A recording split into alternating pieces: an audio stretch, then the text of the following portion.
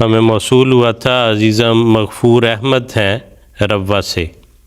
تو ان کا سوال سنتے ہیں کہ انہوں نے کیا پوچھا ہے۔ السلام علیکم، میرا نام مغفور احمد ہے، میں دارالعلوم روا سے ہوں۔ کیا حضرت محمد صلی اللہ علیہ وسلم رمضان کے دوران کسی جنگ میں شریک ہوئے تھے اور جنگ میں روزہ رکھتے تھے؟ جی ٹھیک ہے منصور صاحب، سوال آپ نے سن لیا بچے کا۔ جی بڑا گہرا سوال بھی ہے اور اس حوالے سے معلوماتی سوال بھی ہے۔ معلوماتی اس لحاظ سے کہ واقعی دو جنگیں ایسی ہیں، دو غزوات ایسے ہیں جس میں حضرت صلی اللہ علیہ وسلم روزے کی حالت میں شریک ہوئے، سفر جس میں سفر بھی شامل تھا، اور وہ ایک ہے غزوہ بدر اور دوسری ہے فتح مکہ کا جو سفر تھا آپ کا۔ اس میں گہرا سوال میں نے اس لیے کہا کہ اس ابتدا میں یہ قید نہیں تھی کہ سفر کے دوران روزہ نہ رکھا جائے، تو چنانچہ غزوہ بدر رمضان میں ہوا اور اس دوران صحابہ نے بھی روزہ رکھا ہوا تھا، حضرت صلی اللہ علیہ وسلم نے بھی روزہ رکھا ہوا تھا، اور اسی کے ساتھ ہی وہ جنگیں پھر لڑی گئیں، وہ غزوات ہوئے۔ لیکن اس وقت تک یہ ممانعت نہیں نازل ہوئی تھی کہ سفر کے دوران یا ایسی حالت میں روزہ نہیں رکھنا۔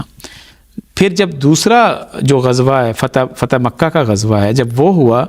تو اس وقت حضرت صلی اللہ علیہ وسلم نے روزہ رکھا، صحابہ کو لے کے جب نکلے تو اللہ تعالیٰ کی طرف سے یہ حکم نازل ہوا کہ وہ بھی رمضان کا مہینہ تھا، حکم نازل ہوا کہ سفر میں روزہ نہیں رکھنا۔ چنانچہ حضرت صلی اللہ علیہ وسلم نے صحابہ کو اکٹھا کیا اور سب کے سامنے روزہ کھول لیا، اور ایک پیالہ منگوایا، ایک پیالہ منگوا کے پانی، اس میں سب کے سامنے پانی پیا اور کہا کہ سب روزہ کھول دیں۔ اس کے باوجود بھی بعض لوگوں نے روزہ رکھا ہوا تھا، تو حضرت صلی اللہ علیہ وسلم نے ان کے بارے میں سخت الفاظ بھی فرمایا کہ جو اب روزہ نہیں کھولتا تو وہ گویا کہ اسات ہے، نافرمانی کرنے والے ہیں، اولئک الاسات، اور پھر ساتھ ہی فرمایا لیس من البر الصوم فی السفر، کہ نیکی یہ نہیں ہے کہ آپ سفر میں روزہ رکھیں۔ تو یہ دونوں ممانعتیں جو ہیں، شروع میں اجازت تھی، پھر اس کے بعد ممانعت نازل ہو گئی، تو آخری جو حکم ہوتا ہے اسی کو فالو کیا جاتا ہے۔ تو دونوں غزوات میں وسلم کا نمونہ ہمارے سامنے ہے کہ روزہ رکھ کے سفر بھی کیا، لیکن جب اللہ تعالیٰ کی طرف سے ممانعت نازل ہو گئی تو آپ نے روزہ کھول دیا، اور صحابہ کو بھی ارشاد فرمایا کہ روزہ کھول دیں۔ اس میں اگر میرا خیال ہے کہ 5-7 دن تو حضرت صاحب نے روزے یقیناً رکھے ہوں گے، کیونکہ حضرت صاحب جب مدینہ سے نکلے ہیں تو رمضان شروع ہو گیا ہوا تھا، اور مکہ کے قریب اسفان جگہ آتا ہے یا قدید آتا ہے، وہ مکہ سے میرا خیال ہے چند میل کے فاصلے پہ ہے، تو گویا اس کے قریب پہنچ کے حضور نے وہ روزہ کھولا ہے۔ تو وہی جیسے منصور صاحب نے کہا کہ حکم جب آ گیا تو پھر فالو، اس وقت یہ بھی نہیں کہ اب آج کا روزہ وہ مکمل کر لیا جائے،